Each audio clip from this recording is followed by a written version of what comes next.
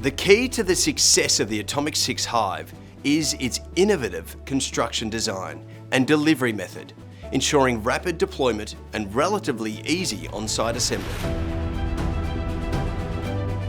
The Hive's only possible due to composite materials and the way that we've developed our composite materials. So we've got these really high-tech extrusions that we're using that are bonding together vermiculite, which is a fire-rated material. And what we've got is a very strong, reasonably light structure that we can crane into position.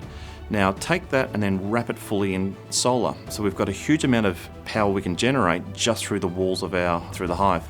So as a complete system, it's a very, very clever way of building. So this will make a sustainable facility. Using the technologies that we're using to do the building, we can mass produce these because we've got Industry 4.0 techniques.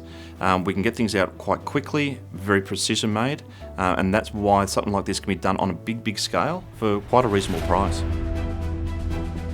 The beauty of the Hive is we can go from order to actually deployment in a very, very short amount of time. We've got a dedicated factory that are only producing this type of product.